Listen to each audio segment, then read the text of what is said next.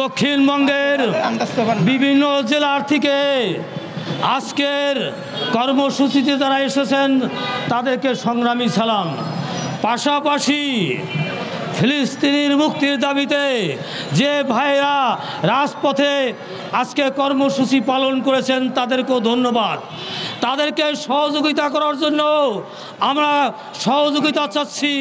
আপনারা একটু পাশে দাঁড়ান, আমাদের পাশে দাঁড়ান, আপনাদের পাশেও দাঁড়াবো। এই আগ প্রত্যয় নিয়ে আজকের অনুষ্ঠান। মূলত ইতিমধ্যে বক্তারা সুন্দরভাবে উপস্থাপন করেছেন দক্ষিণবঙ্গের সমস্যা নিয়ে। এই সমস্যা নিয়ে আমরা কিছু সোশ্যাল সংগঠনের নেতৃবৃন্দ এবং সাথী ভাইয়ের আজকে একত্র হয়েছি। মূলত আজকে আমাদের উদ্যোগে বরিশাল, খুলনা, মাদারীপুর, শরীয়তপুর, খুলনা, যশোর এই 21টি জেলার লোক আমরা একত্রিত হওয়ার একটি প্রত্যয় ব্যক্ত করেই আজকে শুরু করছি। আজকে এই শুরুটি হবে সকল জেলার আগামী দিনে। আগামী শুক্রবার আমাদের পরবর্তী বৈঠক। সেই বৈঠকে আমরা সিদ্ধান্ত নেব আমরা এই কর্মসূচিকে বাস্তবায়ন করার জন্য। এই 3টি দফা নিরপেক্ষভাবে এই সরকারের কাছে, আমরা কোনো রাজনৈতিক সরকারের কাছে এই মুহূর্তে বলতে চাচ্ছি না। রাজনৈতিক সরকার আসবে, ভোটে নির্বাচিত যে সরকার হবে তাদের কাছে আহ্বান জানাবো পরে। এখন দায়িত্বে আছেন ইউনূস সাহেব। আমরা বাংলার মানুষ মনে করি সে একজন নিরপেক্ষ ব্যক্তি।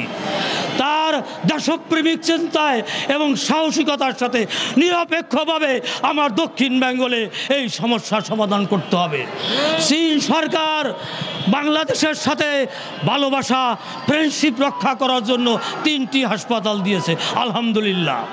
আমরা ওই দক্ষিণ বেঙ্গলের যে কী পরিমাণ অসহায়, কত মানুষ এই ঢাকায় চিকিৎসার জন্য লঞ্চে ভরে মারা গেছে, আসার সময় গাড়িতে বসে মারা গেছে। এই মৃত্যু যন্ত্রণা শত শত মানুষের হাহাকান্না। এ কারণে আমরা এই 3টির একটি হাসপাতালের স্থান আমরা চাই। আমরা কোনো জেলায় হোক সেই দাবিতে আসি নাই। দক্ষিণবঙ্গের যেখানে সকলের সুবিধা হয় যোগাযোগের জন্য সেই জায়গায় করলে আলহামদুলিল্লাহ। আর আমি আসাদুর রহমান খান বলছি, সেটি হলো মাদারীপুরে আমাদের চাচার অফওয়েস্টের সম্পত্তি আছে। সেই অফওয়েস্টের সম্পত্তিতে মসজিদ, মাদ্রাসা, ঈদগাহ জনজি আমাদের সম্পত্তি যদি শহরে করতে চান আমাদের কোনো আপত্তি নাই। আমাদের স্টেটের সিদ্ধান্ত দিয়েছে আমাকে বলার জন্য। দেশবাসীর কাছে, জাতির কাছে, প্রশাসনের কাছে এবং এই সরকারের কাছে আমরা সেই জায়গাটা দিতে প্রস্তুত। আরও অনেক জেলার লোকেরা ইনশাল্লাহ এই জায়গা দেওয়ার জন্য প্রস্তুত আছে। আমার কাছে ইনফরমেশন আছে বরিশালে এক ব্যক্তি, ফরিদপুরে এক ব্যক্তি, তার 27 বিঘা জায়গা আছে। 27 বিঘা জায়গায় সে এই দক্ষিণবঙ্গের অসহায় মানুষ চিকিৎসার অভাবে যারা দুঃখে মারা যায়, এই ঢাকায় আসতেই সে মারা যায়। সেই কারণেই মূলত এই হাসপাতালের জন্য আমরা দাবি জানাচ্ছি। আর আপনারা জানেন গত গভর্নমেন্ট পদ্মা সেতু করছে। পদ্মা সেতুর পার হওয়ার পরে যে 6 লাইনের যে রাস্তা, সেখান দিয়ে যে স্পিডে গাড়ি যায়, বাংলাদেশে ওই স্পিডে ড্রাইভাররা গাড়ি চালায়। এই জন্য শত শত লোক, আমার জানামত ইনফরমেশনে 63 মানুষ নীরবে নিভৃতে গাড়িতে মারা গেছে, গাড়িতে অ্যাক্সিডেন্ট করে।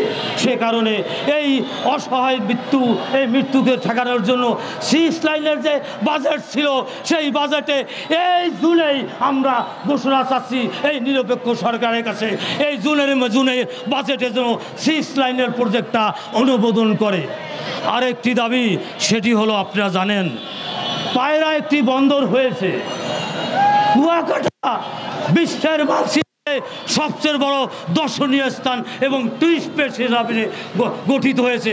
সেই প্লেসটাকে রক্ষা করার জন্য ট্রেন লাইনটা আমরা চাই।